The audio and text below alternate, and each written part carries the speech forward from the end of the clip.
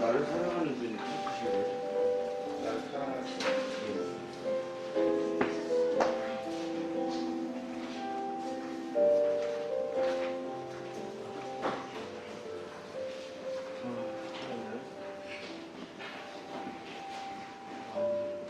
나를 사랑하는 분이 에이프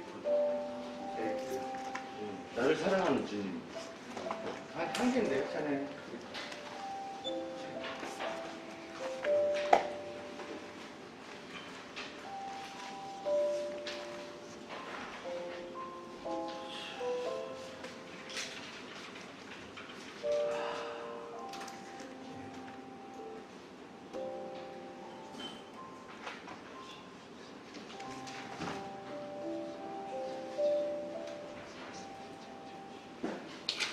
세심을 해야 되겠다.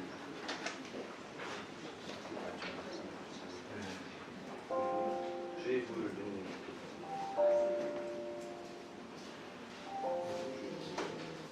주의 나를 넣었어. 보혈을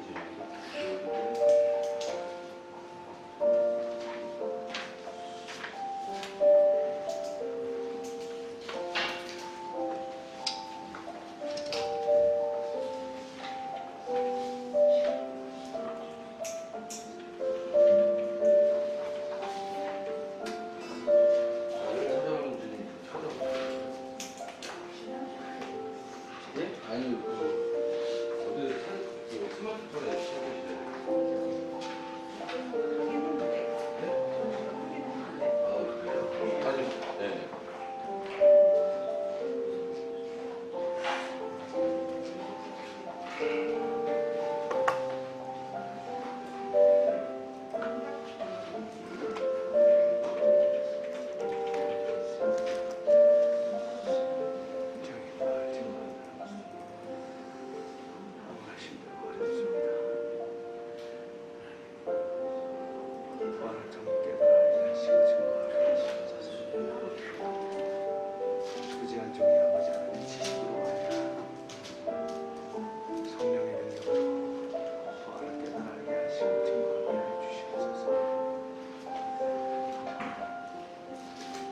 우리 잠시 기도하겠습니다.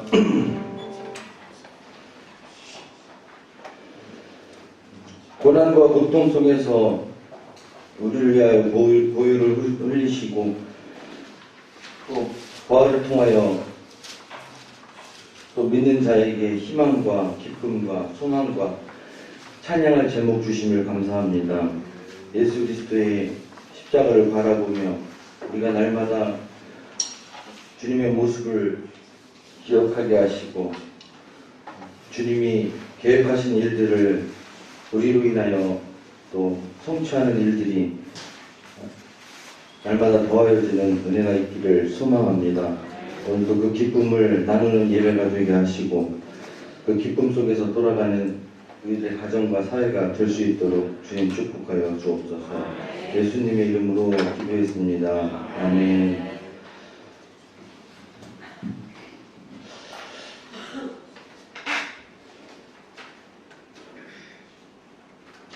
우리 찬양합니다. 나를 사랑하는 주님, 나를 위해 죽으시고 부활 성찬하시어서 나의 주가 되셨니.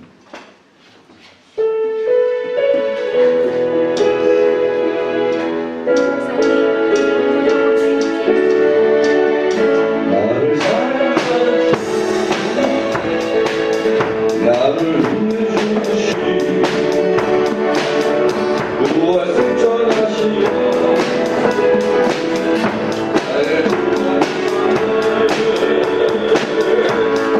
사랑하는 주님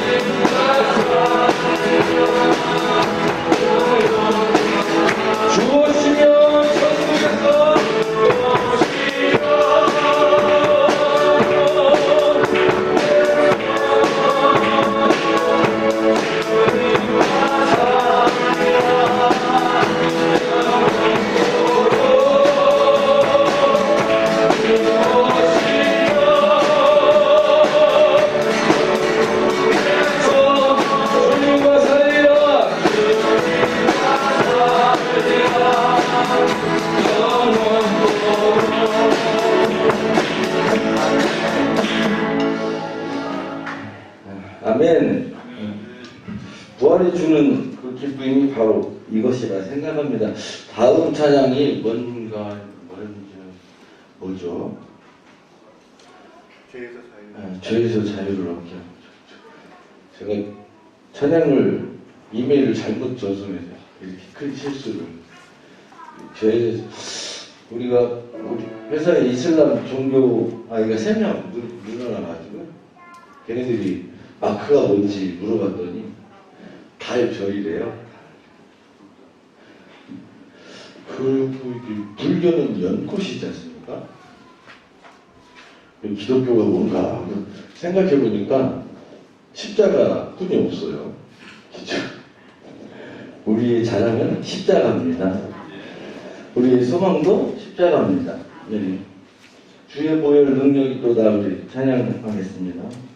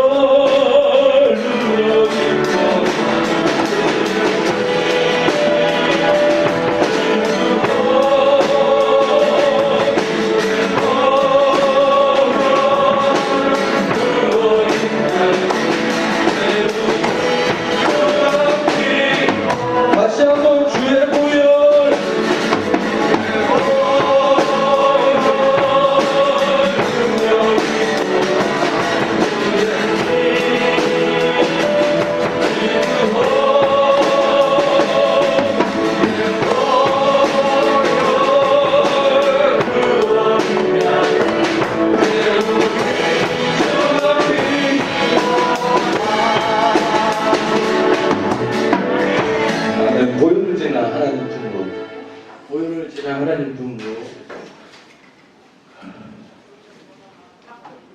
모르죠. 저도 몰라서 짓거든요. 우리 보혈을 지는 하나님 품으로 함께 찬양하면서 오늘은 기도 한번 해볼까요? 우리가 복음을 증거하는 사람이 되게 하여 주옵소서. 우리가 과거와 코로나 전과 지금은 너무 다른 것 같아요. 우리의 삶이 믿음의 삶으로서 하나님의 모습을 보여줄 수 있도록 우리를 인도하시옵소서. 우리 전도자가 되게 하여 주옵소서. 우리 포기하지 않게 하소서. 도전하는 자가 되게 하여 주옵소서. 기도하는 시간 갖도록 하겠습니다. 보혈을 지닌 하나님 품으로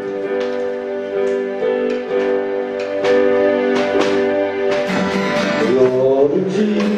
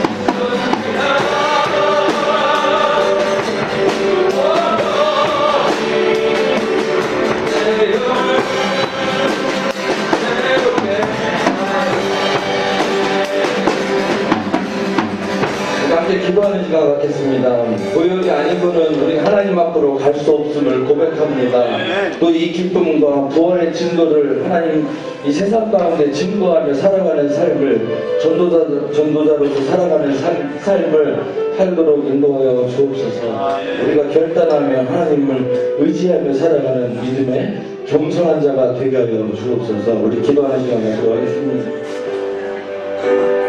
하나님 감사합니다.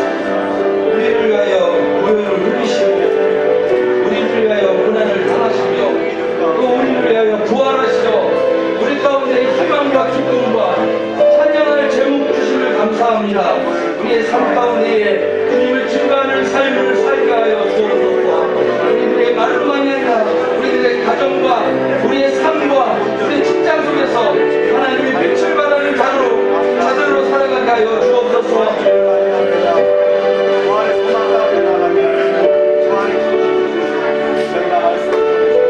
예배를 통해서 증거하는 그런 날이 되게 하여 주시옵소서.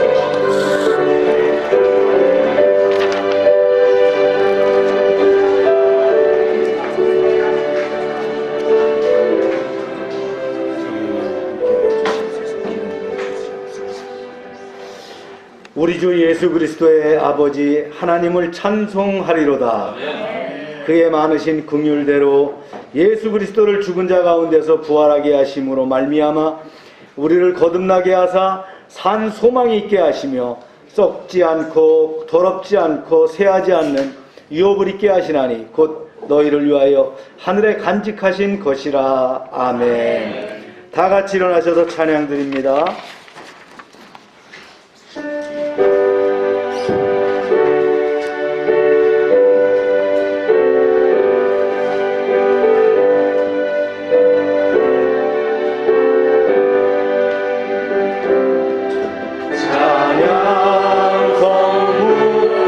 성자 성령 성삼위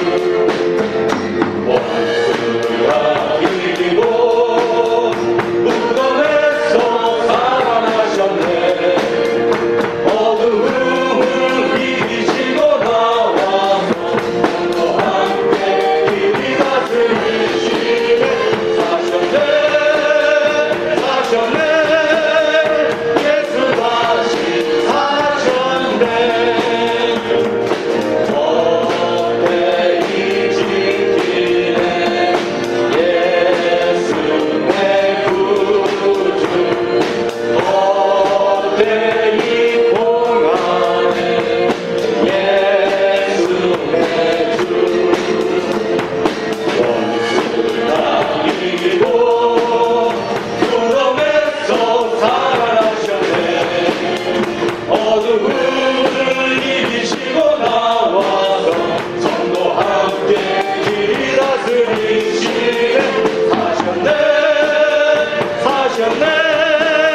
예수 다시 사셨네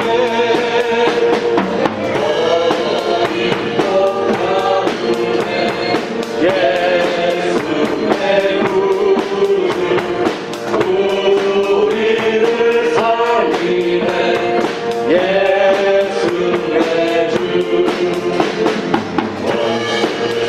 이고 무덤에서 살아나셨네 어두움을 이기시고 나와서 성도 함께 길이 다스리시네 사셨네 예수 다시 사셨네 무덤에 머물러 예수 내 구주 새벽 기다렸네 예수 내 주 원수를 다 이기고 무덤에서 살아나셨네 아멘 어두움을 이기시고 나와서 성도 함께 길이 다스리시네 사셨네 예수 다시 사셨네 다 같이 묵도하시겠습니다.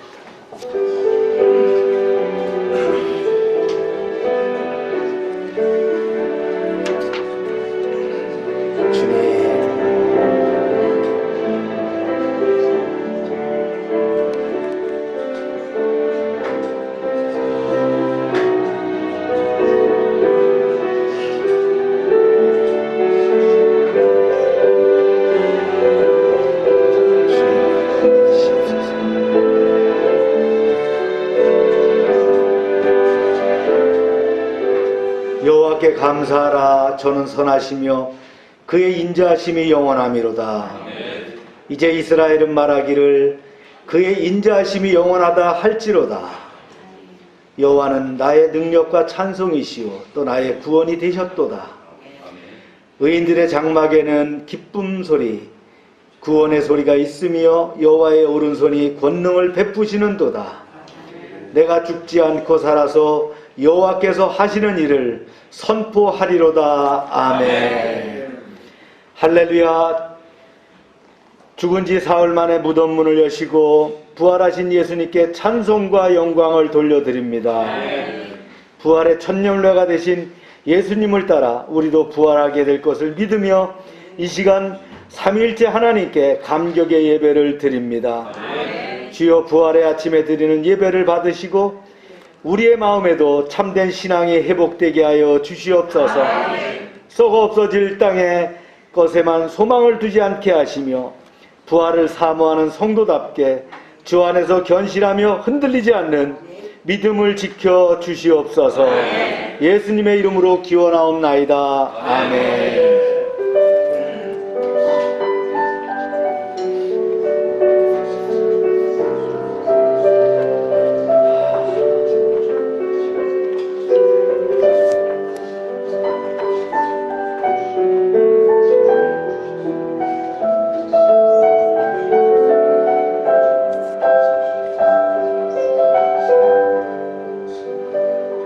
전능하사 천지를 만드신 하나님 아버지를 내가 믿사오며 그 외아들 우리 주 예수 그리스도를 믿사오니 이는 성령으로 잉태하사 동정녀 마리게 나시고 본디오 빌라도에게 고난을 받으사 십자가에 못 박혀 죽으시고 장사한 지 사흘 만에 죽은 자 가운데서 다시 살아나시며 하늘에 오르사 전능하신 하나님 우편에 앉아 계시다가 저리로서 산자와 죽은 자를 심판하러 오시리라.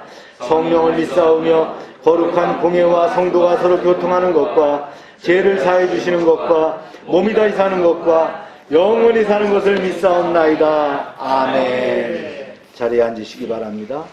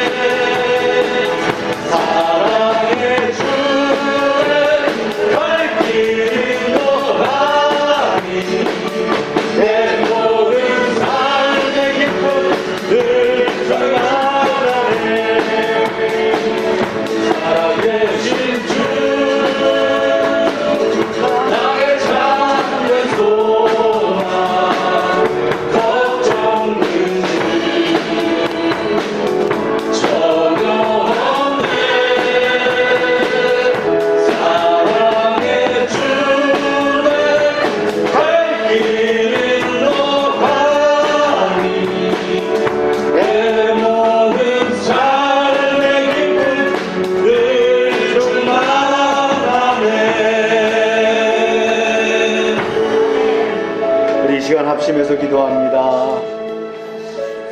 우리 코로나 팬데믹 가운데서도 지켜주시는 은혜를 감사하며 기도합시다. 이 나라와 민족을 위해서 기도합시다. 열방교회 가정과 사업장과 직장을 위해서 기도해 주시고, 우리 청소년들 양육과 신방을 위해서 기도해 주시고, 부활의 축복을 감사하며 기도합시다. 주여 한번 하고 기도합니다. 주여. 하나님 감사합니다. 코로나 가운데서도 지켜주시는 것을 감사합니다. 주님, 이제 아버지 하나님 백신을 맞을 때까지, 또 모든 것들이 안정화될 때까지 건강을 지켜주시고 보호하여 주시옵소서. 부활의 주의를 주심을 감사합니다. 부활의 산 소망 가운데 살게 하여 주시옵소서. 이제 하나님 코로나 가운데서 열방교회를 지켜주시되, 아버지 하나님 코로나 이후 아버지 하나님 경제적으로 안정되게 하시고, 교회 사업장도 아버지 하나님 더욱더 번창할 수 있도록 지켜주시옵소서. 이제 하나님 정치적인 안정과 정쟁이 아닌 국익과 국민을 위한 자유민주주의 질서와 법과 질서와 양심에 따라 아버지 하나님 통치하는 그런 대한민국 되게 하여 주시옵소서. 교회, 가정, 사업장, 직장들, 자녀들 아버지 지켜주시옵소서. 이제 하나님 중증 문제도 해결할 수 있는 길과 방법을 예비하셨사오니, 사람과 지혜와 능력과 아버지 하나님 또 모든 공사관에 안전하게 지켜주셔서 이제 하나님 믿음 안에 승리하는 그런 교회 되게 하여 주시옵소서. 주님, 오늘 부활주일입니다. 저희가 아버지 하나님 주님과 함께 부활의 기쁨을 찬양하게 하시며, 신령한 능력과 아버지 하나님 기름 축복을 받는 그런 시간 되게 역사하여 주시옵소서. 할렐루야, 감사합니다.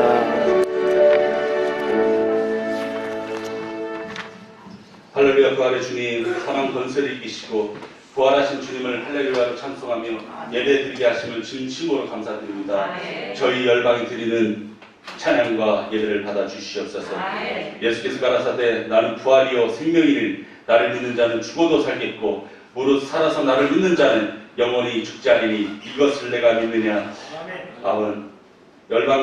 우리 열방 성도분들 모두에게 부활의 주님을 바라볼 수 있는 눈을 열어 주시옵소서. 저 열방의 부활의 신앙으로 바로 서게 하시옵시고 부활의 주님을 만나게 하여 주시옵소서.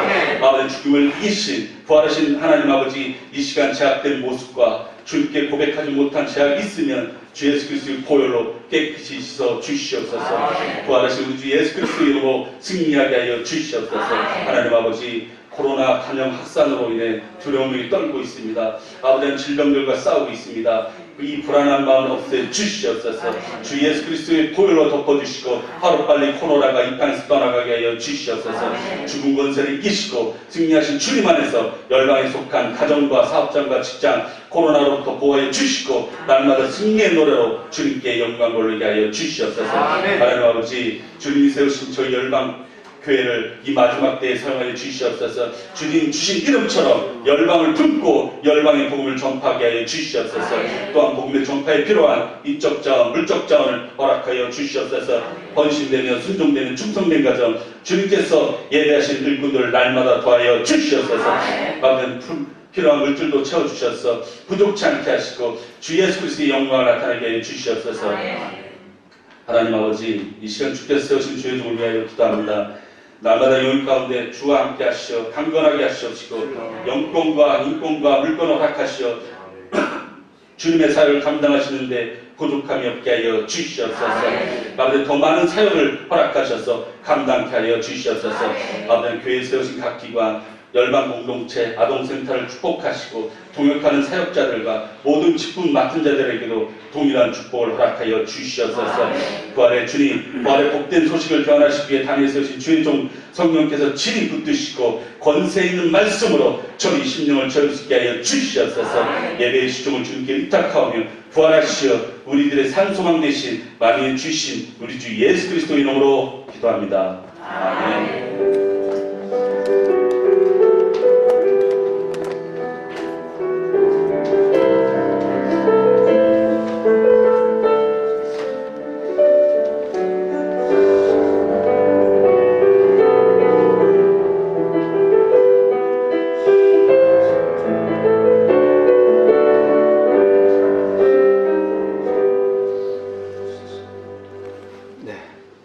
예보 시간입니다.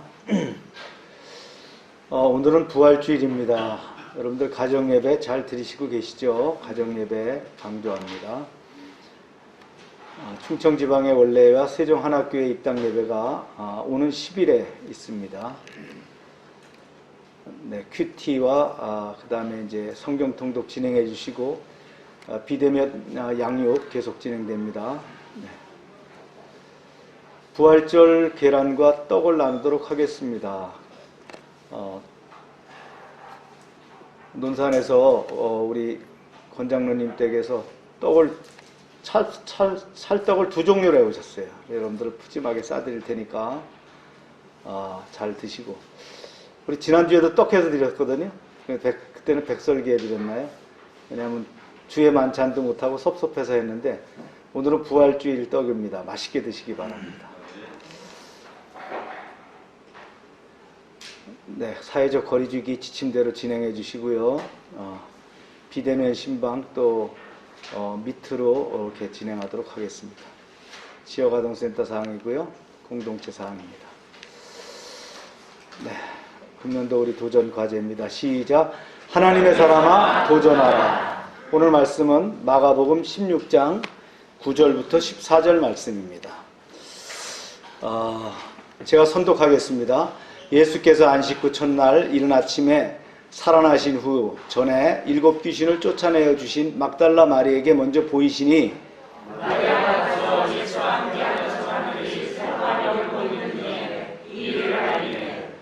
그들은 예수께서 살아나셨다는 것과 마리아에게 보이셨다는 것을 듣고도 믿지 아니하니라.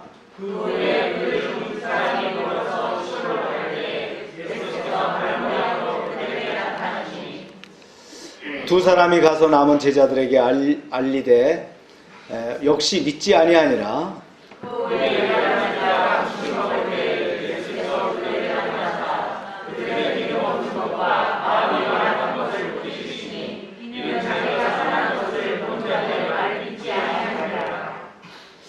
기도합니다. 하나님 말씀을 듣겠습니다. 오늘은 부활의 메시지를 주셔서 이제 부족한 종을 통하여 증거하게 하시되 종의 지식과 또 종의 뜻이 아니라 하나님의 뜻과 하나님의 말씀으로 증거케 하여 주시옵소서. 우리가 부활을 통해서 이제 주님의 크신 능력을 새롭게 덧입히는 귀한 시간 되게 역사하여 주시옵소서. 예수님의 이름으로 기도합니다. 아멘. 오늘은 2021년 부활주일입니다. 매년 봄이 되면 이맘때쯤 부활주일을 맞이하게 되는데 지역별로 연합예배도 드리고요. 성가대는 부활 찬양을 준비하고 또 주의 만찬, 또 침례식 이런 행사들을 벌이죠.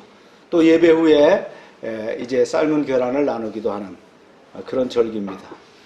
부활주일은 성탄과 함께 중요한 교회 명절입니다. 그런데 코로나로 인해서 여러 가지 제약을 받게 됨이 참 아쉽습니다. 그러나 주님은 부활의 첫 열매가 되셨고 부활은 우리 구원의 증표가 되었습니다. 오늘 말씀은 성경의 예언들을 먼저 짚어보고요. 주님의 부활을 의심하는 제자들에 대한 말씀을 나눠보고 부활의 복음, 그 다음에 하나님의 승부수 부활이 없다면 순으로 이렇게 진행을 합니다. 먼저 부활에 대한 예언들입니다. 성경에는 부활에 대한 여러 가지 예언과 증언이 있습니다. 이런 정황을 보면 부활은 역사적으로 예견된 사건으로 언젠가 이루어져야 될 실제였다는 것이죠. 먼저 구약 성경에 대한 말씀을 한번 보는데요. 독자 이삭을 번제로 바치는 아브라함의 순종에는 확실한 부활의 예표를 볼 수가 있어요. 우리 말씀을 통해서 볼까요? 시작. 아브라함은 시험을 받을 때에 믿음으로 이삭을 드렸으니 저는 약속을 받은 자로되 그 독생자를 드렸느니라. 그에게 이미 말씀하시기를 내 자손이라 칭할 자는 이삭으로 말미암으리라 하셨으니 그가 하나님이 능히 죽은 자 가운데서 살리실 줄로 생각한지라.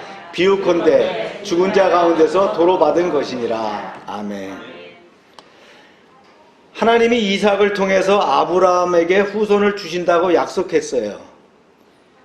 아브라함이 순종해서 이삭을 제물로 드릴지라도 하나님은 다시 이삭을 살리실 것이라는 믿음이 있었다는 거예요. 왜냐면 하나님이 시건하시는 분이 아니잖아요.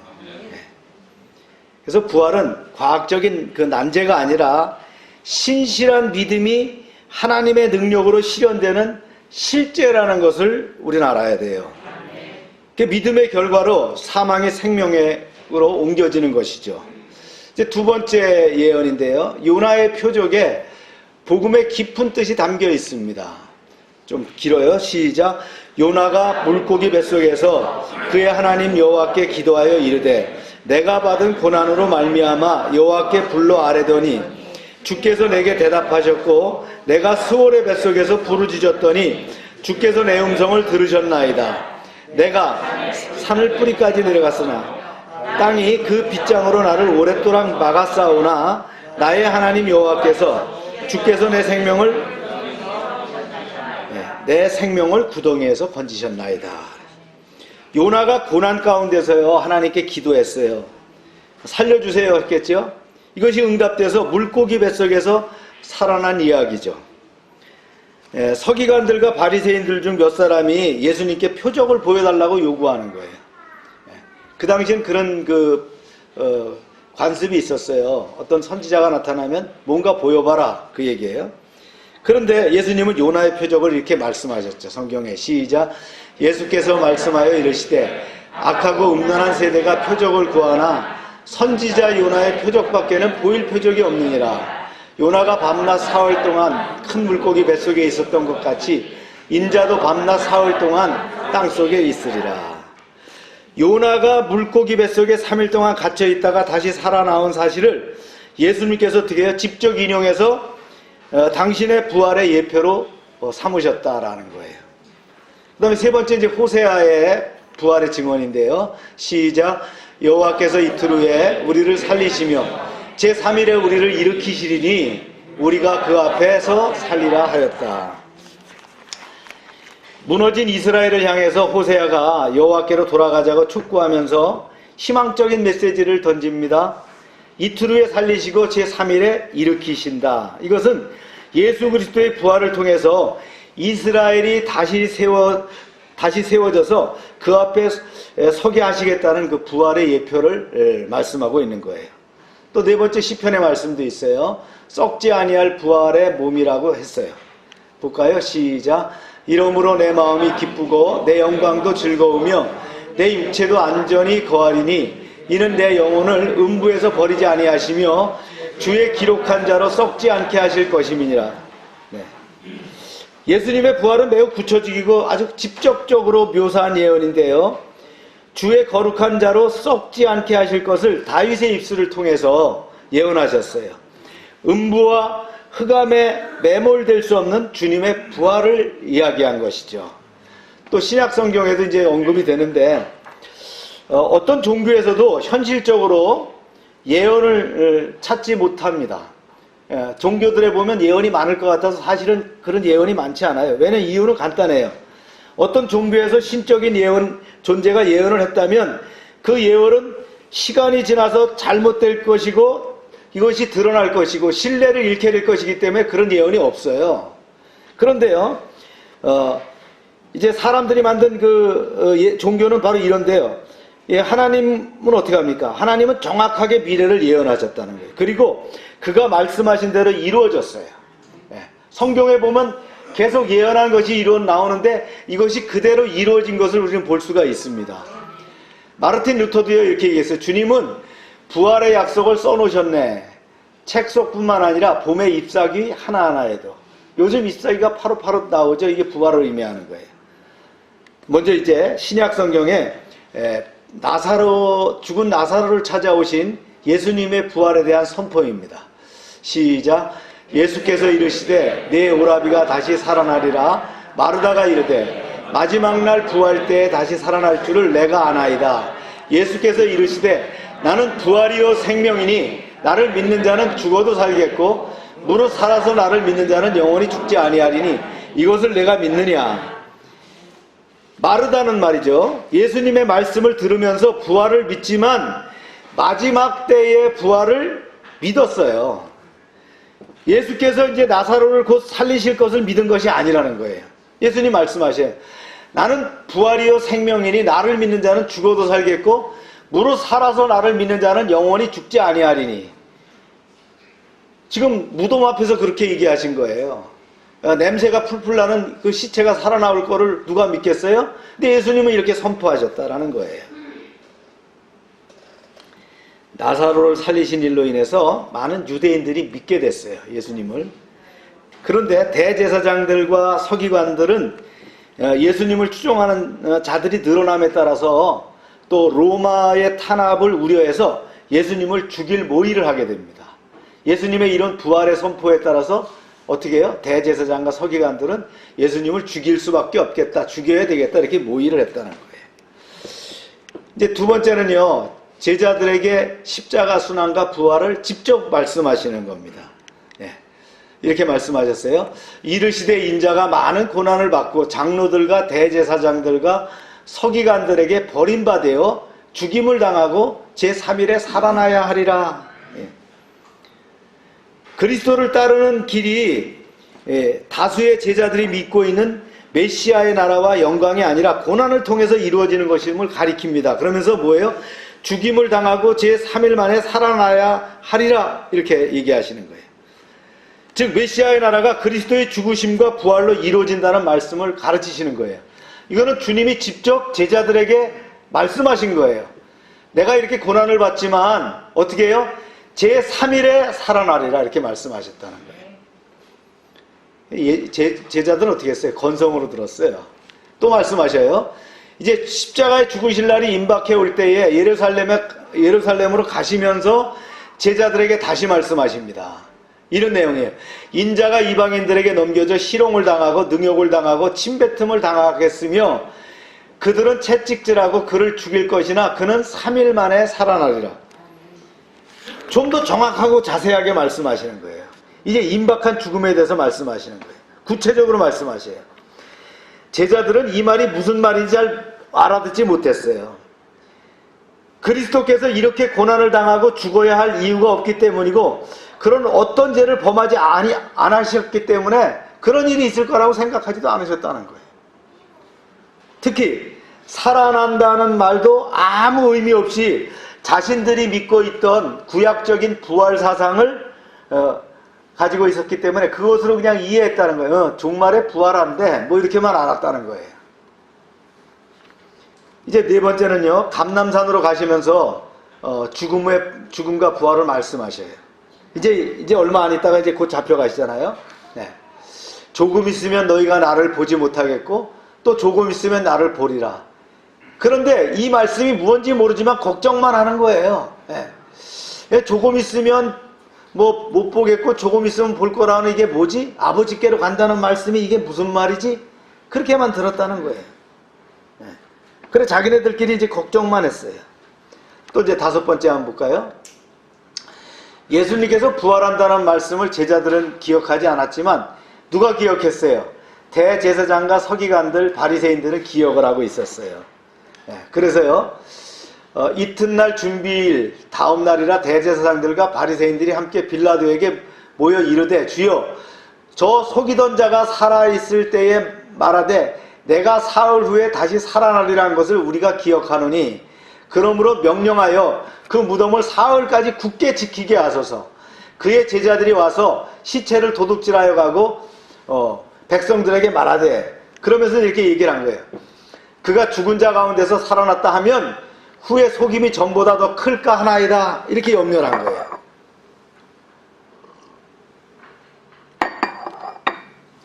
사흘 후에 살아나리라고 하는 말씀을 몇 번 했는데 믿어야 될 제자들은 건성으로 들었어요. 별 반응이 없었어요. 그런데 대제사장과 바리새인들은 기억하고 있었다는 거예요. 왜냐하면 이들은 성경을 많이 아는 사람들이에요. 메시아가 죽었다가 다시 산다는 것을 구약을 통해서 알고 있는 거예요.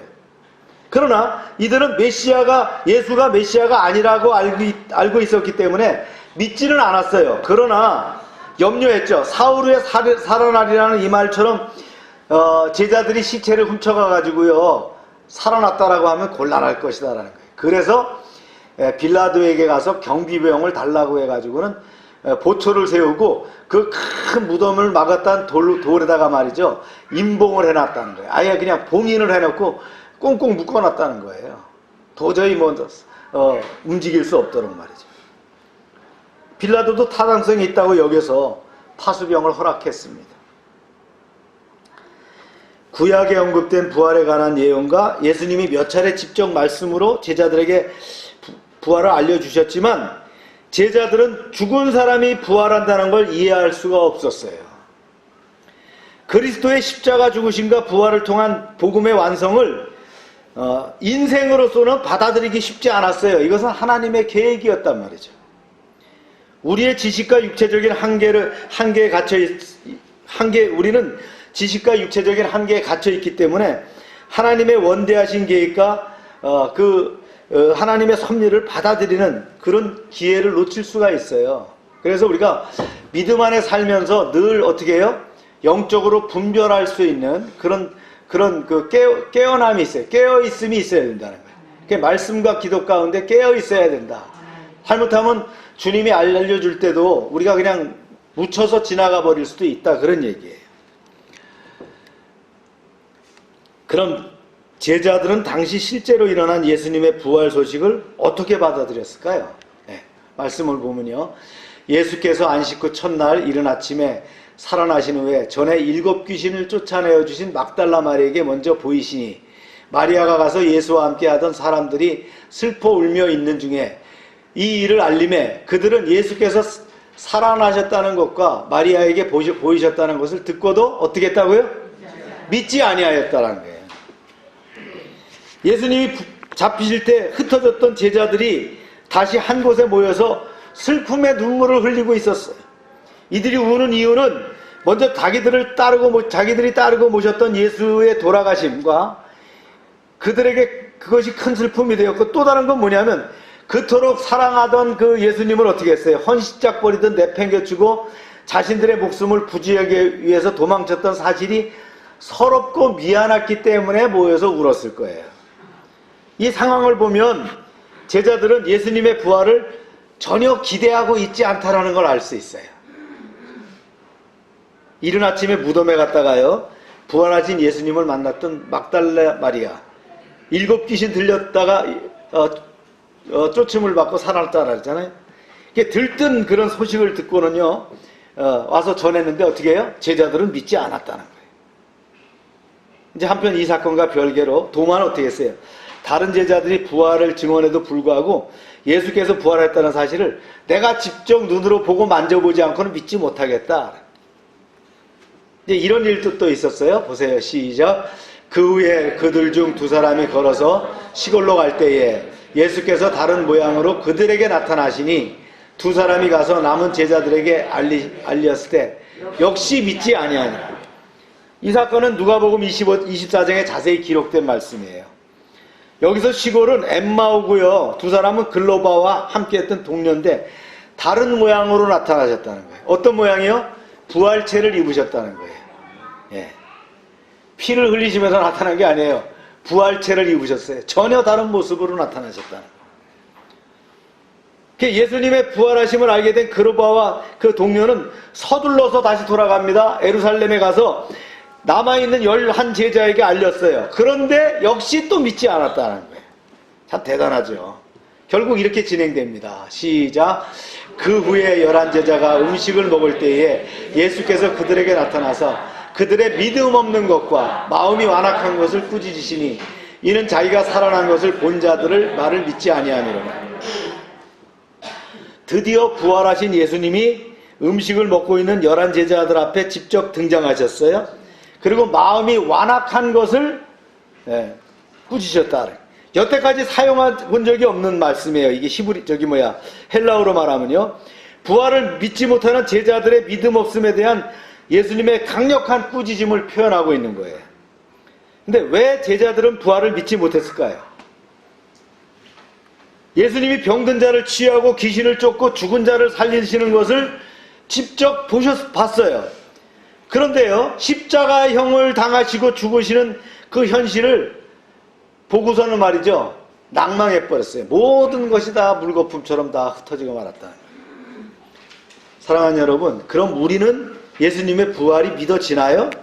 네. 우리도 예수님처럼 부활한다는 것이 믿어집니까? 인간의 이성과 경험에 지나치게 의존하는 것은 성경 말씀에 대한 불신과 하나님 뜻에 대한 무지를 초래하기 쉬워요.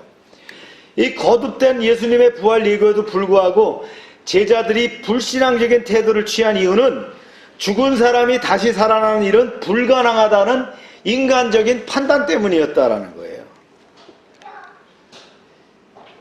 춘천 한마음 침례교회 김성로 목사님이 계셔요. 네. 체육교사로 안정적인 생활을 하다가 목회로 부름을 받았어요. 38살 부름을 받았는데 이 김성로 목사님 처음 예수를 믿고 그 뜨거운 마음으로요, 제자를 삼으라는 주님의 말씀에 순종해서 대학 캠퍼스에 뛰어들었어요. 춘천에 대학들이 많잖아요. 그렇게 시작한 그의 목회는 평탄치 못했어요. 수많은 시행착오를 겪으면서 그가 고민했던 것은 뭐냐면 왜 사람이 변화하지 않는가였어요. 그리고 왜 초대교회와 같은 공동체가 세워지지 않는지를 고민하면서 30여 년 동안 한 우물을 파게 됩니다. 밤새워 해답을 찾지 못할 때는 혼자 시내를 무작정 걷기도 했어요. 아무리 찾고 찾아도 무엇이 문제인지 모르는 것이 문제였어요. 사도행전을 읽고 또 읽고 수없이 읽으면서 하나님께 기도했어요. 그래서 결국 얻은 고민의 해답이 뭐냐면 바로 부활의 복음이었다는 거예요. 부활의 복음, 이걸 얻었다는 거예요. 왜 부활의 복음이어야 하는가를 알게 됐는데, 즉 사도행전의 초대교회 성도와 같은 변화가 나타나지 않는 원인은 바로 복음이 선명하지 않다는 거예요. 복음이 선명하지 않다는 거예요. 우리가 너무나 잘 알고 있다고 생각하는 복음, 즉 성경대로 이 땅에 오셔서 우리의 죄를 위해서 죽으시고 부활하신 예수님이 우리의 주님이라는 놀라운 사실을 너무 쉽게 지나쳤던 것이 사람들의 변화를 막는 그런 요인이었다는 거예요. 이 복음은 그저 처음에 믿음을 가질 때, 그 시작할 때만 필요한 그 믿음이 아니라는 거예요. 이게 참 중요한 얘기예요. 초대교회 성도들은요, 예수를 믿지 않는 죄를 회개하고 부활하신 예수님을 주인으로 믿고 고백하는 사람들이었다는 거예요. 이게 중요한 거예요. 예수님이 십자가에 죽으실 때까지는 잘 몰랐어요. 그러고는 무서워 두려워 떨었어요. 이게 뭐지? 그렇게 놀라운 능력과 은혜를 가지신 분이 이렇게 죽으시다니 그랬는데, 부활하시고 나니까 이것이 모든 것이 앞뒤가 다 맞춰지고요, 하나로 복음으로 이렇게 결정이 되더라는 얘기예요. 그런데 이 시대는요, 사도행전을 건너뛰었기 때문에 이제 그 문제의 원인은 뭐예요? 훈련에 있던 것이 아니라 가장 근원적인 복음에 있었다는 거예요. 훈련과 복음의 순서가 바뀐 거예요. 이 말은 교회를 다녀도 예수가 주인이 아니고 여전히 자기가 주인이었다는 거예요. 이것은 뭐냐? 제자 양육을 위해서 훈련이 필요 없다는 뜻이 아니에요. 초대교회 성도들과 같이 부활의 주를 만나 죄를 회개하고 예수님을 주인으로 믿는 그 복음이 선행되는 훈련이 필요하다는 거예요. 사도행전에서 선포하고 있는 복음의 핵심은 뭡니까? 살아계신 예수 그리스도, 바로 예수 그리스도의 부활이라는 거예요. 사도행전에서 얘기하는 것이 뭐예요? 부활을 얘기하고 있는 거예요. 살아나신 주님을 얘기하는 거예요. 십자가에서 죽으신 예수님으로 끝난 것이 아니라 살아나신 예수님이라는 거예요. 바클레이드요, 그 유명한 영국의 성서학자 바클레이도 사도행전을 뭐라고 불렀냐? 부활의 복음서라고 칭했어요. 그만큼 부활이 복음의 그 중요한 그 위치에 있다는 걸 우린 기억해야 됩니다. 한마음교회의 획기적인 변화, 지금 놀랍게 변화했어요. 그 교회가요, 아주 놀라운 성장을 했고요. 그 교회 성도들이 전국교회 어느 교회 비교해도 능가할 만큼의 그런 신앙을 갖고 있는 교인들이에요. 이들이 이제 그 부활로, 즉 변하게 된 것이 뭐냐면 요한복음 2장 22절의 말씀이었어요. 이것이 확증되면서, 특히 김성로 목사님한테 요한복음 2장 22절이 확정되면서 예수님의 부활은 예수님에게서 이루신 중요한 사역 중에 하나라고만 알고 가르치고 배웠던 것을 넘어서게 됐다라는 거예요. 즉 뭐냐면 하나님의 관점에서 부활은 모든 사람에게 믿을 만한 증거, 즉 하나님의 승부수였다. 하나님의 승부수가 부활이었다는 거예요.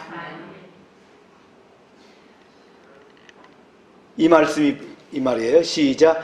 죽은 자 가운데서 살아나신 후에야 제자들이 말씀하신 것을 기억하고 성경과 및 예수의 하신 말씀을 믿었더라.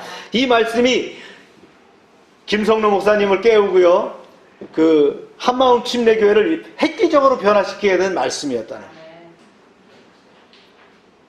죽은 자 가운데서 살아나신 후에야 제자들이 이 말씀하신 것을 기억하고. 예수 그리스도의 부활은 예수 그리스도의 십자가와 함께 초대교회 신앙의 핵심입니다.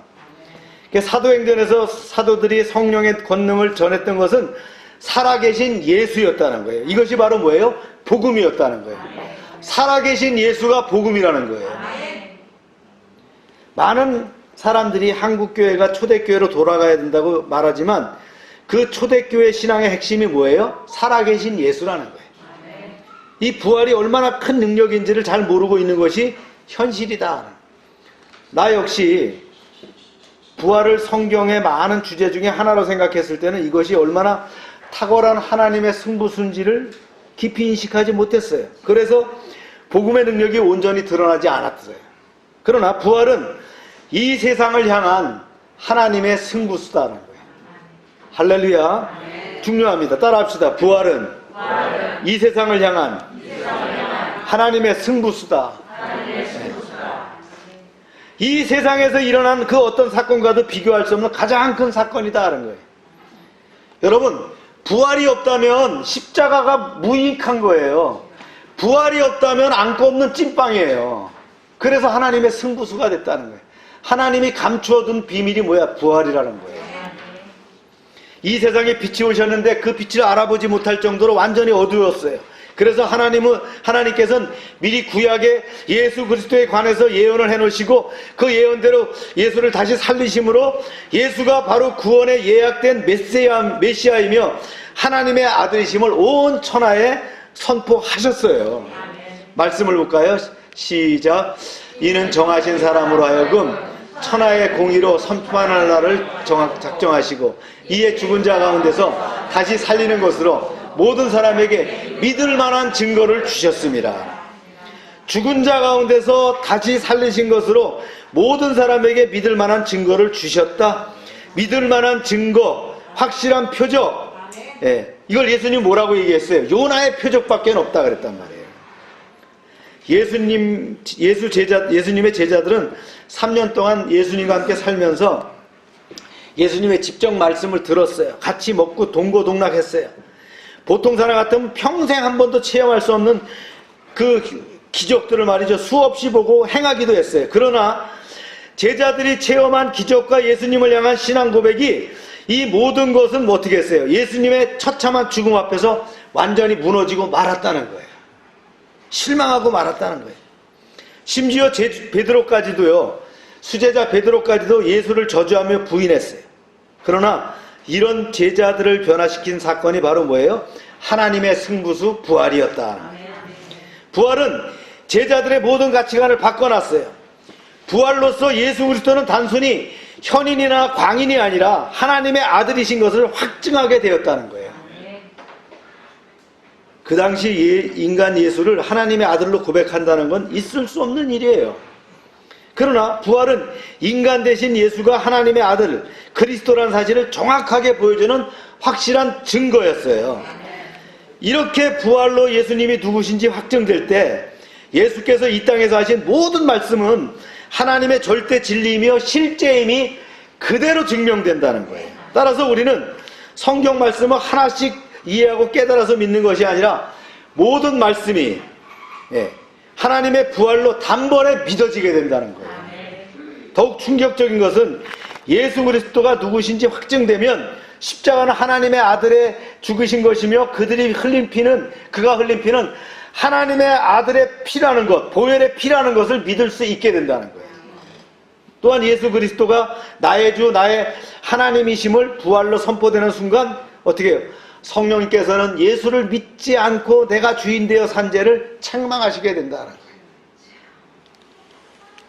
보세요. 부활은 성경에 기록된 여러 사건 중에서 하나가 아니라 성경의 모든 말씀을 믿게 하는 근원이며 기독교의 심장이라는 거예요. 우리에게 심장이 얼마나 중요해요. 기독교의 심장이 바로 뭐예요? 부활이라는 거예요.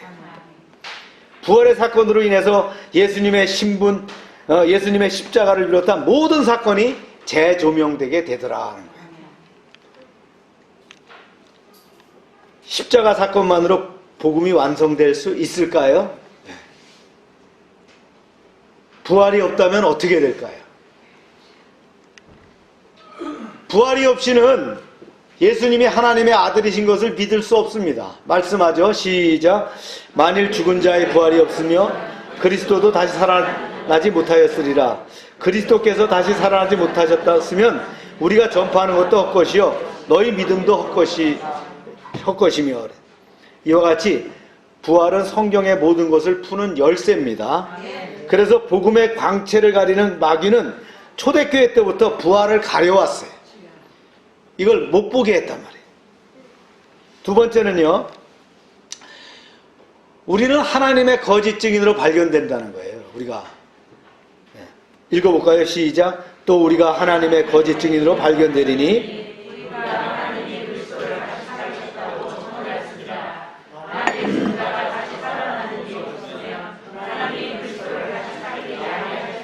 부활이 없다면 기독교 존재 이유가 없는 거예요.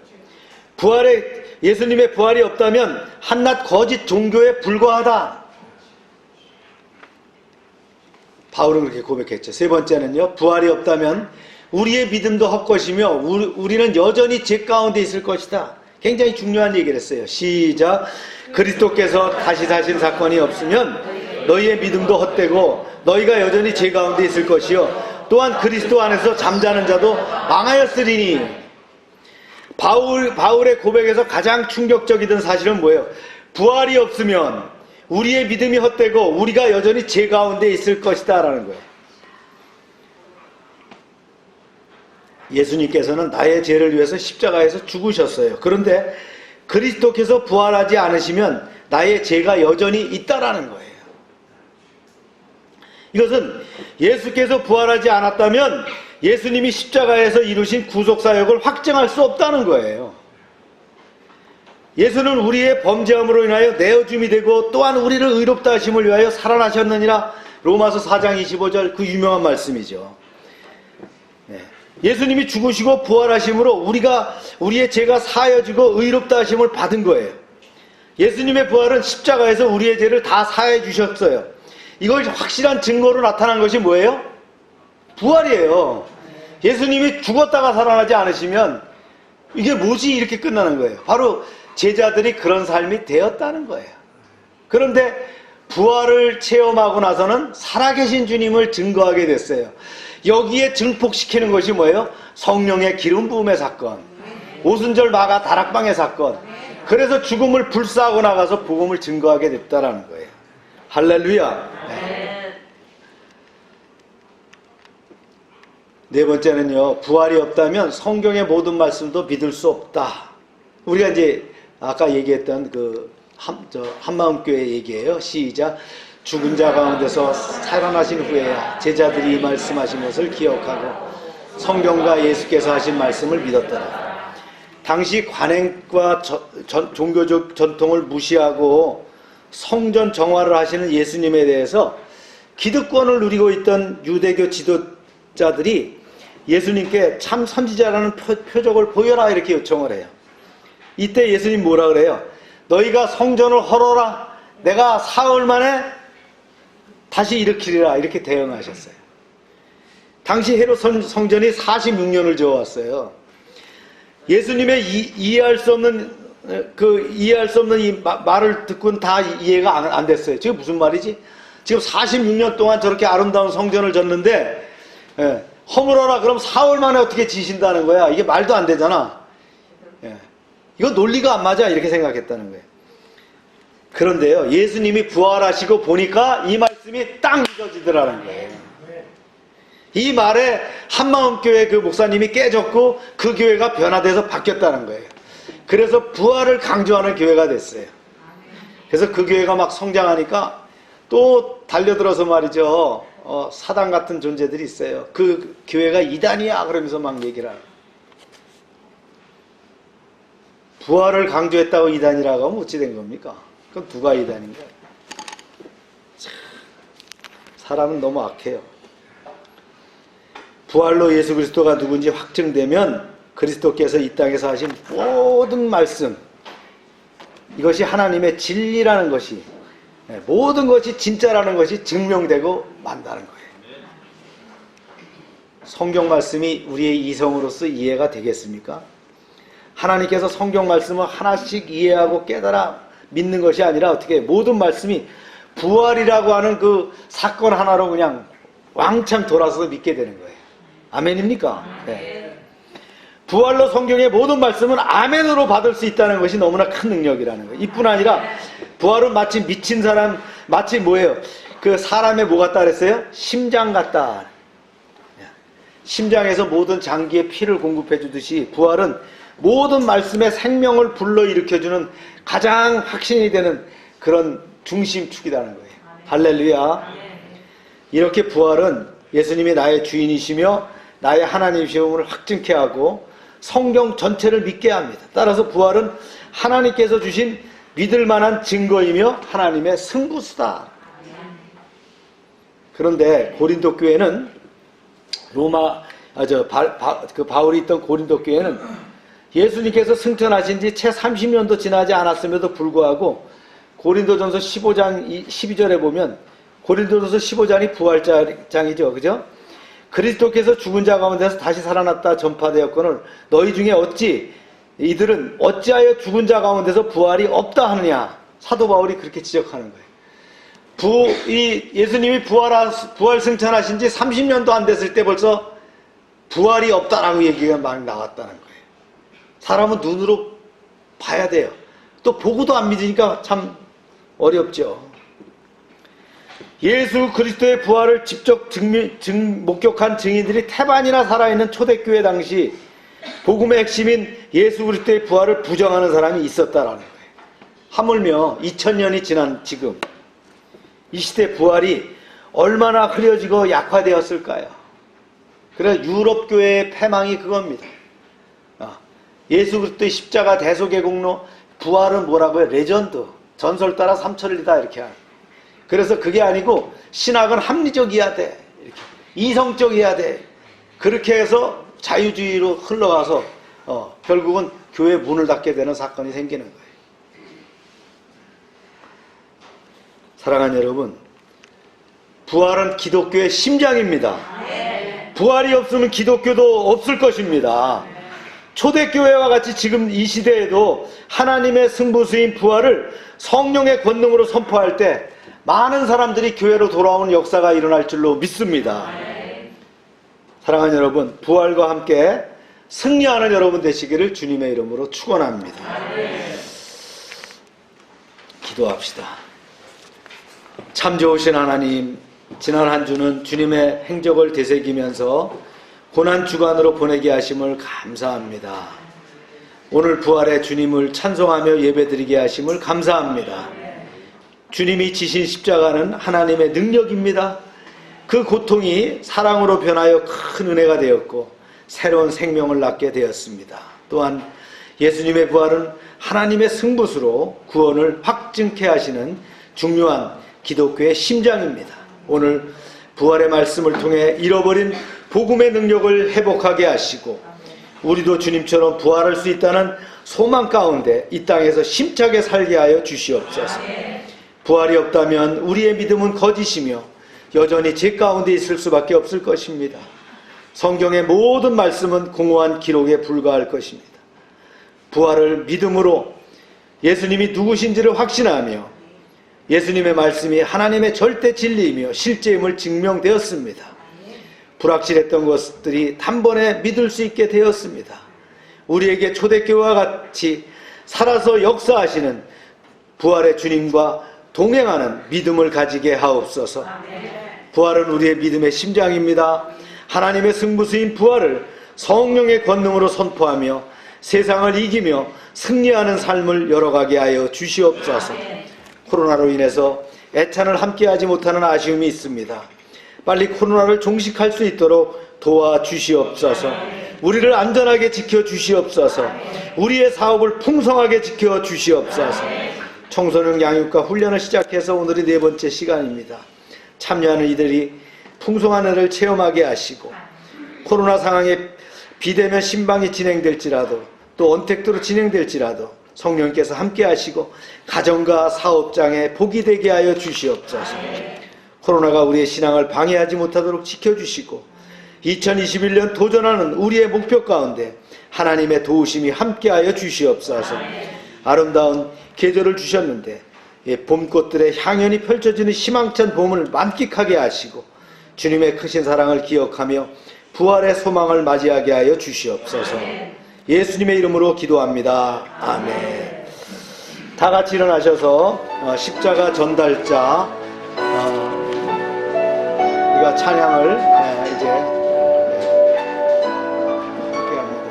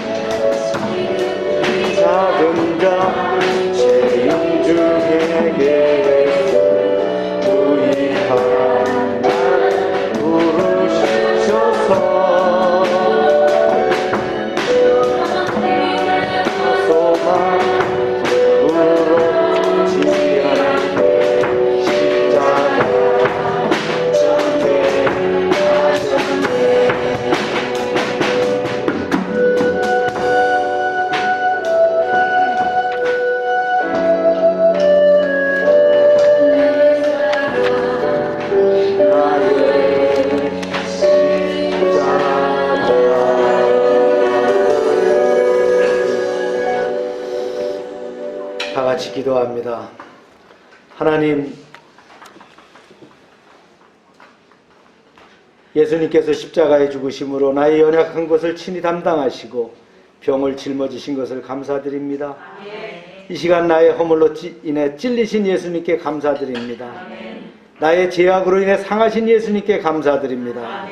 내가 평화를 누리기 위해 징계를 받으신 예수님께 감사드립니다. 내가 질병으로부터 치유받기 위해 채찍에 맞으신 예수님께 감사드립니다. 어제나 오늘이나 동일하신 예수님 찬양합니다. 주님, 이 시간 나의 병든 몸과 지친 마음을 가지고 나왔사오니 찬송되신 여호와여, 나를 고쳐주시옵소서. 그리하면 내가 낫겠나이다. 예수 이름으로 명령하노니 모든 질병은 떠나갈지어다. 병의 근원은 마르고 깨끗함을 입을지어다. 더럽고 추한 귀신은 예수 이름으로 명령하노니 떠나갈지어다. 치료의 하나님, 나는 주님이 나를 위해 예비하신 치유를 믿음으로 받습니다. 주님, 예수님이 나를 위해 채찍에 맞은 자국에서 내 병이 치유된 것을 내 눈을 열어 보게 하여 주시옵소서. 내가 간구할 때 나의 모든 죄악을 사해 주실 것을 감사드립니다. 나는 또한 하나님이 약속하신 치유의 말씀과 같이 나의 모든 질병을 고쳐주실 것을 믿고 감사드립니다. 나의 생명을 파멸해서 구속하시고 인자와 궁일로 관을 씌우실 하나님께 감사와 찬양을 드립니다. 주님의 이름을 높여드립니다. 나를 치유해 주시고 건강으로 지켜주신 주님께 감사드립니다. 날마다 넘치게 하신 아버지 하나님의 은혜에 감사드리며 저희들에게 주신 물질을 마음에 정한 대로 드립니다. 저희가 헌금을 드릴 때 나의 진심으로 나의 소중한 것을 드리는 믿음을 가지게 하시고 기쁨으로 드림으로 더 풍성함이 넘치게 하여 주시옵소서. 우리에게 주신 것들 중에 이제 10의 1조를 구별하여 드립니다. 약속의 말씀대로 드릴 때에 복을 쌓을 것이 없도록 채워주시옵소서. 황충이 금하지 않도록 지켜주시옵소서. 과실이 기한 전에 떨어지지 않게 하여 주시옵소서. 씨와 양식을 구별해서 주정금, 감상금, 약정금, 성경금을 드립니다. 100배로 응답하여 주시옵소서. 하나님의 말씀을 삼가 듣고 그 모든 명령을 지켜 행하는 백성을 축복하사 세계 모든 민족 위에 뛰어나게 하여 주시옵소서. 하나님의 말씀을 순종하면 모든 복이 우리에게 그대로 미칠 줄로 믿습니다. 성읍에서도 복을 받게 하시고 들에서도 복을 받게 하시며 몸의 소생과 토지의 소산과 짐승의 새끼와 우양의 새끼가 복을 받으며 광주리와 떡반죽 그릇이 복을 받으며 들어와도 복을 받고 나가도 복을 받게 하여 주시옵소서. 대적이 일어나 우리를 치료할지라도 여호와께서 그들을 패하게 하셔서 한 길로 치러왔지만 7길로 도망가는 역사가 있게 하여 주시옵소서. 하나님께서 우리를 위하여 하늘의 아름다운 보고를 열어사 우리의 땅에 때를 따라 비가 내리게 하시고 우리의 손으로 하는 모든 일에 복을 주셔서 많은 민족들에게 구워주고 나누게 하시며 머리가 되고 꼬리가 되지 않게 하시며 위에만 있게 하시고 아래에 있지 않게 하여 주시옵소서. 저희가 드린 이 물질 하나님이라는 데 귀하게 쓰여지게 하시고 쓰이는 곳마다 하나님의 영광이 드러나게 하여 주시옵소서. 이제는 우리 주 예수 그리스도의 은혜와 하나님 아버지의 크신 사랑과 성령의 교통하심이 지금부터 영원토록 함께 하시기를 축원하옵나이다. 아멘.